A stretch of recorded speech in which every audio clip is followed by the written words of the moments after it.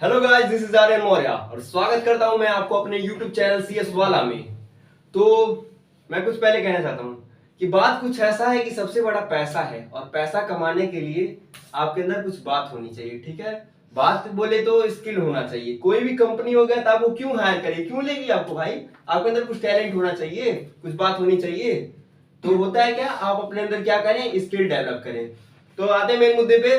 कल हम लोगों ने क्या पढ़ा था, पहला लेक्चर कल हमने पढ़ा था व्हाट इज प्रोग्रामिंग, हमें क्यों जरूरत है प्रोग्रामिंग सीखने की, कंप्यूटर लैंग्वेज कितने प्रकार के होते हैं, लैंग्वेज को कितने भागों में डिवाइड किया गया है, और हिस्ट्री ऑफ प्रोग्रामिंग। तो हम एक बार जल्दी लिख करके एक बार रिवीजन कर लेते हैं। ठीक है, तो आइए। तो सबसे पहले हम जानते हैं totally there are 50 plus type के कंप्यूटर लैंग्वेजेस होते हैं और लैंग्वेज को दो भाग में डिवाइड किया गया है, low level language, high level language. ठीक है, और फिर आते हैं थोड़ी सी हिस्ट्री पे। तो हिस्ट्री में जो सबसे पहले 1883 में एडम एम साहब थी, वही सबसे पहले असेंबली लैंग्वेज लेके आई थी। फिर वहां से करते करते धीरे धीरे जनरेशन बढ़ता गया और एक से बढ़ के एक न्यू न्यू प्रोग्रामिंग लैंग्वेज आते गए। तो हम आते हैं आज के मुद्दे पे। ठीक है, आज का मुद्दा हमारा क्या है, ट्रांसलेटर। तो ट्रांसलेटर आप जानते होंगे, कोई भी लैंग्वेज हो गया, हिंदी, उर्दू, फारसी, बांग्ला, कोई भी लैंग्वेज को एक लैंग्वेज से दूसरे लैंग्वेज में ट्रांसलेट करना ट्रांसलेटर होता है। ठीक है, तो उसी प्रकार से कंप्यूटर में भी ट्रांसलेटर होता है। आपको भी ये बात पता है कि कंप्यूटर जो है वो सिर्फ और सिर्फ बाइनरी लैंग्वेज समझता है। आप दुनिया की कोई भी लैंग्वेज उसको दे दें लेकिन वो नहीं समझ पाएगा जब तक वो बाइनरी लैंग्वेज में नहीं लिखा होगा। तो इसीलिए कंप्यूटर की भाषा में ट्रांसलेटर का यूज किया जाता है। और कंप्यूटर में तकरीबन तीन प्रकार के ट्रांसलेटर होते हैं। एक होता है असेंबलर, दूसरा इंटरप्रेटर और तीसरा कंपाइलर होता है। ठीक है, तो हम एक एक करके तीनों के बारे में जानेंगे और विद डिफरेंसेस भी जान लेंगे। ठीक है, तो सबसे पहले हम देखते हैं असेंबलर। असेंबलर में कुछ इस प्रकार से होती है। पहले सोर्स कोड होगा। सोर्स कोड बोले तो मतलब जो भी आप कोडिंग किए रहेंगे, हेलो वर्ल्ड, अगरम बगरम कुछ भी कह लीजिए। ठीक है, तो जो भी कोड होगा उसे सोर्स कोड कहते हैं। सोर्स कोड से क्या होगा, जो असेंबलर होता है, असेंबलर उसे कन्वर्ट करता है बाइनरी में और फिर बाइनरी को फिर रिप्रेजेंट करके ऊपर आपको आउटपुट देता है। इसी तरीके से इंटरप्रेटर वर्क करता है। इंटरप्रेटर भी क्या करता है, इंटरप्रेटर होता है, सोर्स कोड को लेता है, फिर उसको कन्वर्ट करता है, फिर ये आपको आउटपुट देता है। और वही होता है कंपाइलर। कंपाइलर दो प्रकार से वर्क करते हैं। वो अधिकतम कंपाइलर इस प्लेटफॉर्म पे वर्क करते हैं और कुछ प्लेटफॉर्म इस प्रकार के होते हैं। तो पहला वाला जो होता है वो डायरेक्ट क्या लेगा, सोर्स कोड को लेगा, कंपाइल करेगा, बाइनरी कोड में लेगा, फिर आपको आउटपुट देगा। और कुछ कंपाइलर इस प्रकार से होते हैं, पहले उसे कंपाइल करेंगे, फिर उसे असेंबली कोड में डालेंगे, असेंबली कोड से फिर बाइनरी होगा, फिर बाइनरी से असेंबली, असेंबली से फिर कंपाइल, फिर कंपाइल से आपको सोर्स कोड आएगा। इसका एक एग्जांपल में जावा ले सकते हैं, वो ऐसा दोनों काम कर सकता है। वो इंटरप्रेटर भी यूज कर सकता है, कंपाइलर भी यूज कर सकता है। और अगली बात पे हम आते हैं एग्जांपल्स। असेंबलर के एग्जांपल गैस हो गया, जीएनयू हो गया। अब फिर इंटरप्रेटर में पाइथन, पैरल वगैरह और बहुत सारी लैंग्वेज है। कंपाइलर में C, C plus plus, C sharp, ऐसी लैंग्वेजेस हो गई। ठीक है, अब फिर हम आते हैं एक एक करके डिफरेंसेस के बारे में। सबसे पहले हम जानते हैं असेंबलर से लेके इंटरप्रेटर कंपाइलर तक। सबसे पहला difference, take more time than compiler.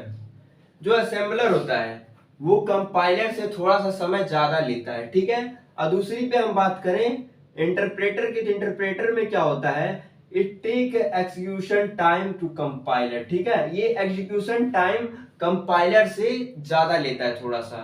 और फिर बात करते हैं हम कंपाइलर की, तो कंपाइलर में क्या होता है, it take less time. Compiler जो होता है वो समय बहुत कम लेता है कंपाइल करने के लिए, यानी कि कोड को ट्रांसलेट करने के लिए। फिर अगले टॉपिक पे मतलब अगले पॉइंट पे आते हैं, इट इंटरमीडिएट कोड जनरेशन। ये जो होता है क्या बोलते हैं, असेंबलर। असेंबलर क्या करता है, इंटरमीडिएट कोड्स को जनरेट करता है डायरेक्टली। ठीक है, और फिर इंटर क्या बोलते हैं, सॉरी, इंटरप्रेटर। इंटरप्रेटर क्या होता है, इट इंटरमीडिएट कोड। ठीक है, but line by line machine code. ठीक है, ये भी इंटरमीडिएट कोड होता है और इसमें कैसे काम करते हैं, लाइन बाय लाइन कोड्स के थ्रू आगे चल के मशीन कोड में जाता है। फिर आगे देखेंगे कंपाइलर। ठीक है, तो कंपाइलर में कोड जनरेशन, इसका क्या करता है, ये डायरेक्ट कोड को जनरेट कर देता है। फिर अगले टॉपिक में हम आते हैं असेंबली। इसमें क्या करता है ना, जो असेंबलर होता है वो असेंबली लैंग्वेज के द्वारा क्या करता है, मशीन कोड जनरेट करता है। और इसमें भी तो मैंने पहले बता दिया, ये लाइन बाय लाइन कोड करके मशीन कोड में बनाता है। और इसमें क्या करता है, पूरे जितने भी कोड्स हैं होल कोड को एक ही बार में मशीन कोड में ट्रांसफर कर देगा। अब फिर अगले टॉपिक पे आते हैं, इसमें क्या है, convert source code into object code. SC का मतलब फुल फॉर्म में सोर्स कोड। ठीक है, तो जो ये क्या करता है, सोर्स कोड को क्या करता है, ऑब्जेक्ट कोड में कन्वर्ट करता है। और इसमें क्या करता है, translate program line by line, यानी इसमें क्या करता है, इंटरप्रेटर में ये जितने भी कोड्स हैं इसको लाइन बाय लाइन ट्रांसलेट करता है। जैसे मान लीजिए यहाँ पे पहली लाइन है तो पहली लाइन को इसने ट्रांसलेट किया, ठीक है। अगर इसमें एरर मिला तो तुरंत यहीं रोक देगा, इसके आगे आपको नहीं बढ़ने देगा, वहीं पे कह देगा रुक जाओ। तो फिर आपको इसको डिटेक्ट करना पड़ेगा, इसको एरर को हटाना पड़ेगा, तब जाकर आप दूसरी लाइन पे जाएंगे, फिर तीसरी लाइन, ऐसे से करके इंटरप्रेटर कुछ इस प्रकार से वर्क करता है, ठीक है। असेंबलर भी कुछ इसी प्रकार का होता है, लेकिन इनका एक सेट ऑफ रूल्स होता है। और इसमें क्या होता है, कंपाइलर क्या करता है, जब आप पूरा कोड लिख लेंगे तो एक ही बार में पूरा स्कैन करेगा और फिर आपको एग्जीक्यूट करा देगा। अगर कोई भी एरर होगा तो एक साथ देगा, और इसमें क्या होता है एक एक करके देता जाएगा। जैसे ही आपका कुछ दिक्कत आएगा तुरंत दिखाएगा, फिर अगली बार बढ़ेंगे, फिर चौथी पांचवी लाइन में फिर दिक्कत आए तो फिर से बढ़ाएगा, ऐसे करके आता है। फिर अगली बार में हम आते हैं कंपाइलर। मैंने पहले बता दिया कंपाइलर क्या करता है, पूरे होल कोड और प्रोग्राम को एट वंस यानी कि एक ही बार में एग्जीक्यूट करा देता है, ठीक है।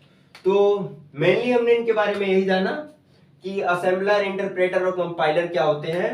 तो बस यही, आप लोग इसको एक बार देख लीजिए, नोट कर लीजिए, फिर उसके बाद मैं और कुछ नहीं, बस इतना ही था। आप जनरली इतना जानिए, उसके बाद बस आपने वीडियो को देखा, धन्यवाद। और सीएस वाला चैनल को बिल्कुल सब्सक्राइब करें, लाइक करें और शेयर दबा के ठोक दें। जय हिंद।